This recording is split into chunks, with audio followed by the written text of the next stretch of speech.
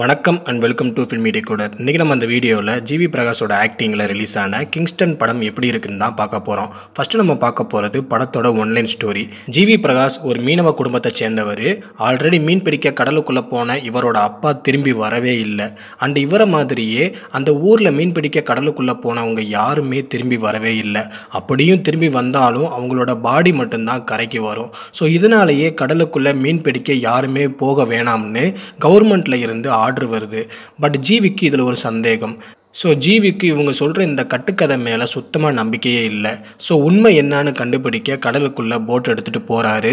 அப்படி அங்கே போனதுக்கப்புறமா அங்கே நடந்த சிறப்பான சில சம்பவங்கள் தான் படத்தோட ஒன்லைன் ஸ்டோரி. ஸோ நெக்ஸ்ட்டு நம்ம பார்க்க போகிறது இந்த படத்தில் யார் யார் நடிச்சிருக்காங்க அண்ட் அவங்களோட பர்ஃபார்மன்ஸ். ஹாரர் படங்களில் ஜிவி பிரகாஷுக்கு இது 2வது படம் அண்ட் ஆக்டராக ஜிவிக்கு இது 25வது படம். வழக்கமாக ஹாரர் படங்களில் என்ன மாதிரியான ஃபேஸ் ரியாக்ஷன்ஸ் அண்ட் ஆக்டிங்கை ஆக்டர்ஸ் கொடுப்பாங்களோ அதே ரியாக்ஷன்ஸ் அண்ட் ஆக்டிங்கை ஜிவி பிரகாஷ் இந்த படத்தில் கொடுத்துருக்காரு. ஸோ பெருசாக எந்த ஒரு மாற்றமும் இல்லை. ஓரளவுக்கு நீட்டான பர்ஃபார்மன்ஸ் பண்ணியிருக்காங்க.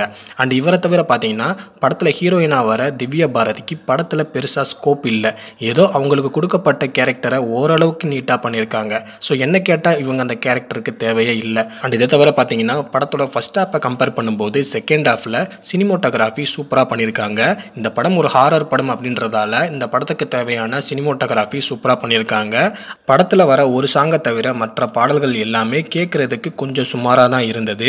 அதுவும் இந்த படத்துக்கு மியூசிக் டைரக்டரே நம்ம ஜிவி பிரகாஷ் தான். ஜிவி பிரகாஷோட சாங்ஸ் எல்லாம் எப்படி இருக்கும்னு நம்மளுக்கு ஆல்ரெடி தெரியும். பட் அப்படி இருந்துமே இந்த படத்தில் இவர் இப்படி சாங் கம்போஸ் பண்ணது கொஞ்சம் வருத்தமாக தான் இருக்குது. ஃபஸ்ட்டாக பொறுத்தவரை கடத்தல், நட்பு, துரோகம், காதல், பழிவாங்கிற தருணங்கள் அப்படின்னு படத்தில் நிறைய எமோஷனல் காட்சிகள் இருக்குது. பட் அப்படி எல்லா எமோஷனல் காட்சிகள் இருந்தாலும் அந்த எமோஷனல் காட்சிகள் எல்லாமே நம்மளால் ஈஸியாக கனெக்ட் பண்ணிக்க முடியல.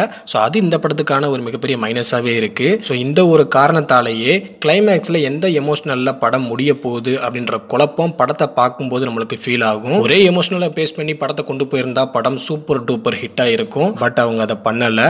ஃப்ளாஷ்பேக்குள்ளே ஃப்ளாஷ்பேக் வச்சு அந்த ஃப்ளாஷ்பேக்கையும் முழுசாக சொல்லாமல் பாதி பாதியாக சொல்லி படத்தோட கண்டினியூட்டி நிறைய இடங்கள்ல மிஸ் ஆகுது. ஒரு கட்டத்தில் இது ஹாரர் படமா, த்ரில்லர் படமா, இல்லை இன்வெஸ்டிகேஷன் படமானு படம் பார்க்குற நம்மளுக்கே டவுட் ஆகிடும். இதெல்லாம் டைரக்டரோட ஃபால்ட் தானே, பாவம் ஜிவி பிரகாஷ் என்ன பண்ணுவார்னு நீங்கள் கேட்கலாம். பட் அதில் ஒரு சிறப்பான சம்பவம் என்னன்னா இந்த படத்தோட டைரக்டரே நம்ம ஜிவி பிரகாஷ் தான். அதுலேயும் குறிப்பாக ஒரு சீன்லாம் பார்க்கும்போது நீ பேசாமல் பழையபடி மியூசிக் டைரக்டராகவே இருந்துரு சிவாஜி அப்படின்ற மனநிலைக்கு இந்த படம் உங்களை கொண்டு போயிடும். ஸோ ஓவராலாக பார்த்தீங்கன்னா படத்தில் சின்ன சின்ன மிஸ்டேக் அதிகமாக இருக்குது. ஸோ அதனாலேயே இந்த படம் ஒரு ஆவரேஜான படமாக தான் ரிலீஸ் ஆகிருக்கு. மேபி இந்த படம் சில பேருக்கு பிடிக்கலாம் அண்ட் பல பேருக்கு பிடிக்காம கூட போகலாம். ஸோ படத்தை போய் பாருங்கள். பார்த்துட்டு உங்களுக்கு படம் எப்படி இருக்குது, பிடிச்சிருக்கா இல்லையா அப்படின்றத கமெண்ட் பாக்ஸில் வந்து கமெண்ட் பண்ணுங்கள்.